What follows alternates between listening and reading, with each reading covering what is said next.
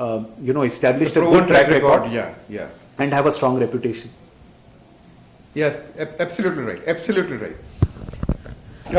One last question from my side. Then we'll go to our viewers if they have any queries they want to ask you. After a long wait, the government has talked about the real estate regulator. We're still yet to see the shape and size of this regulator and how much power, teeth, and force it will have. But what is your view on this and what you expect from it? So I think, the step is in the right direction, and it's something that was very much needed in the industry, especially given the way, a lot of unscrupulous and smaller developers had kind of, misused the lack of any strong laws being or any strong framework being in place for them. I think the good part is some of the provisions that are coming in from the regulator will be good. Things where the developer needs to, ensure that there's a escrow account. He needs to sell a project only after it is launched and has approvals in place. I think those are going to be good parts. But you're right, I think these are early days yet, and it will be some time before, this entire framework comes into action. I think next 12 months is when you will see the framework coming into action. So it's a good step actually. All right. And one thing again, I'm coming back to you, which you are not revealing, the fund manager's secret. The key destinations, as a fund manager in the real estate space, especially in the residence space, what kind of product and what kind of markets you are comfortable or you are watching closely? Right, so I don't know whether it's a big secret, but clearly we're looking at 5 destinations today. So within the 5 destinations, we're looking at the Mumbai metropolitan region, we're looking at NCR. NCR includes Noida Extension, Ghaziabad, Gurgaon, and New Gurgaon. We are also looking at Bangalore. And I will go into some individual markets across all of these destinations. Plus, we look at Pune and Chennai. I think we also earmark each of these cities based on the employment markets and the kind of businesses that come up. So within each of these cities, there are target markets. So Mumbai metropolitan region, I spoke about some of them where we are investing. But other than that, if I was to look at Bangalore, we're looking at Yelahanka, we're looking at Electronic City. These are all again in the middle income segment. And that is the segment that we're most bullish on because that's the one with the maximum depth. We believe maximum investor returns will happen in this segment, not in the luxury or ultra luxury segment. We're also looking at the NCR very strongly. We are very bullish on Noida Extension. We're bullish on Ghaziabad. We're also bullish on, if we go onto the Gurgaon side, onto Sona Road, New Gurgaon, these are markets that we're looking at. If we look at Chennai, we're looking at Thoraipakkam as a destination. We're looking at GST Road.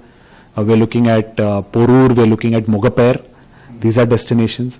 Pune, again, we are bullish on, Western Pune, which is Aund as well as Hinjewadi, where again, a lot of demand from IT professionals as well as proximity to Mumbai. We are looking at the eastern part, which is Kharadi, as well as going down all the way down to Undri, which we feel is slightly more affordable for people. Fine. Sounds great. Last from my side, sorry, I'm just extending one question to you. What kind of return an investor can expect in the current market investments, especially in the residential space, over the next 3 to 5 years investment horizon? Right. So if you were to look at a 3 to 5 year horizon, which is actually the right horizon to look at on a real estate investment today, I think you can, if you are going in with the basics right, which is the right developer, honing onto the right product, I think a 25 to 30% kind of IRR is possible for you. 25 to 30% of the IRR from the real estate investment sounds quite pretty good, neat. If we have the questions, we can try to address the question from the audience. So, Apurva? You can take the question. So, I read it. Real estate market is almost down for last 2 years. Can you throw some light on this? Also, how will it impact the industry after introduction of the bill? This is from Mr. Goel from Gurgaon, Amrish Goel. Right. So, Amrish, like we said, since the middle of 2013, markets have been down, a lot of slowdown in sales. But that being said, while markets are below the peaks of 2011, 2012, you're still seeing a lot of smart money do a lot of deals. I mean, since you're from Gurgaon, very happy to tell you that, the NCR, while it is significantly down from its peak, has still been able to sell about 40,000 units. And this I'm talking only about primary sales, not about resales. So over 40,000 units have been sold over the last 12 months, which works out to nearly about 6 crore square feet. I think, the regulator coming in will be good. It will take some time for industry to, fall in line completely with the provisions. But I think this will be good for the larger developers who in any case practice a lot of safeguards, probably help weed out a lot of the smaller and unscrupulous ones. So all in all, it's good for the industry and good for customers like you.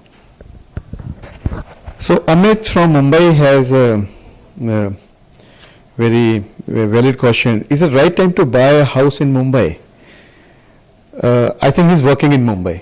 I see. So, Amit, difficult to, without having specifics, very difficult to comment on whether it's the right time. But that being said, I would think this is the best time that you can make a deal in Mumbai. Sales in Mumbai have been fairly stagnant over the last few months. So, if you're looking to buy a house, this is probably the best time to buy a house in Mumbai. I think what you should be careful about is try and spend maximum amount of time negotiating. Ensure that, and rather than worrying too much about a discount, make sure that you get your payment schedule right. In fact, you get a payment schedule which is comfortable to your income levels, which actually will, benefit you more than a 3 or 4% discount that you could get. In addition to that, ensure that, you bargain as much as possible for waiver of floor rises, for waiver of parking charges, no club membership fees, etc. Get an all-in price. I think you'll probably benefit from that as an end user. I have something to add here, Amit. Amit, I will advise you that you also engage a good intermediary who can actually represent you with the developer. It's very important that somebody who knows the real estate, somebody who deals with the real estate day in, day out, who understands the documentation part, the approval parts a little bit more in detail, can help you. It will be good for you that somebody is representing you to the developer. So choose a right intermediary who can help you, and I think you will get a right house. All the very best. There is a question from Hyderabad, Noor. Do you fund for real estate projects in Hyderabad? I mean, I think we are not talking about the funds or funding right now. It's more of the investments we are talking about. You want to say anything about? But as a Hyderabad as a destination, as a real estate, what's your view on that? Right. So Hyderabad has been, one of the few cities in the top 5 or 6 where, which, after 2008 has only been going downwards. But we